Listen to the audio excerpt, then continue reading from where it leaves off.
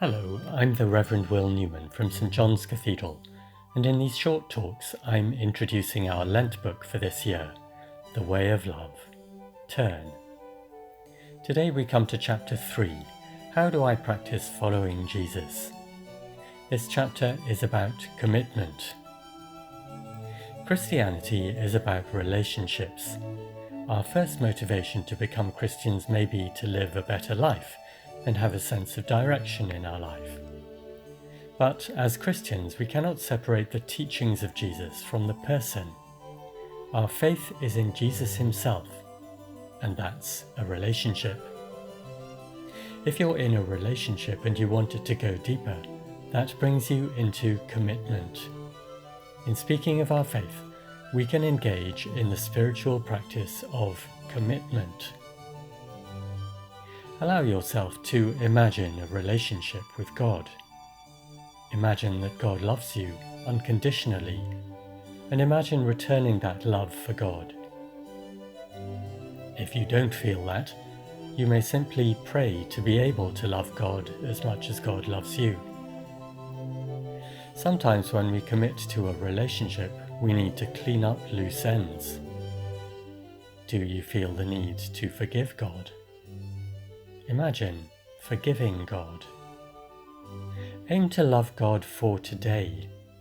Tomorrow you may choose to leave God or to continue loving God. Practice your commitment one day at a time.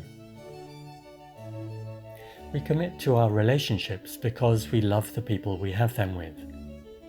In marriage, two people practice commitment daily, going through good times and bad, misunderstandings and new understandings. A practice of spiritual commitment to God is like that. Our commitment to God is an eternal union that can survive everything, including physical death. Ups and downs that are part of loving relationships, yet we can place our confidence in our relationship with God, even when at times there may be no good reason to believe in God.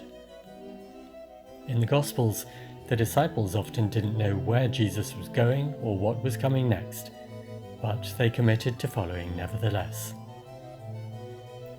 Many people struggle to believe in the resurrection of Jesus from the dead because it's physically impossible.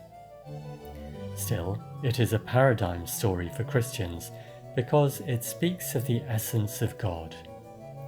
The resurrection reflects God's promise to keep coming back, to be in relationship with humanity, even in the face of total rejection. God committed to loving people one more day at a time. Christians are often concerned about believing the right thing. Our faith has doctrines, for example, the creeds. But as we think about God and the world, our conclusions may sometimes match those creeds and sometimes not. The author says, committed Christians commit heresy regularly.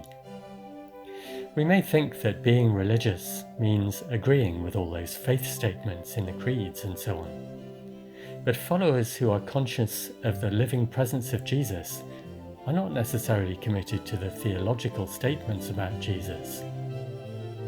Holy sites in Israel, Palestine, can offer archaeological evidence to support some Bible and Gospel stories.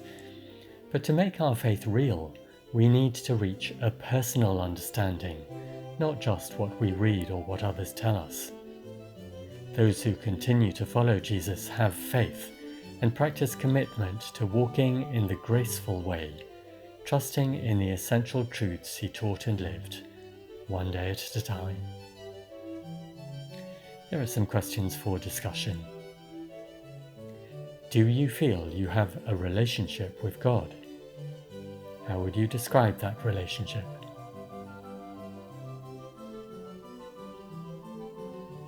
Can you imagine loving God?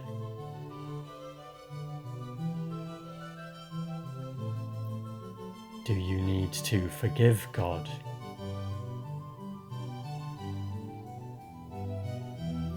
Do you find it helpful or unhelpful to think that Christianity does not necessarily require us to believe the right thing, and a committed Christian may also be a heretic.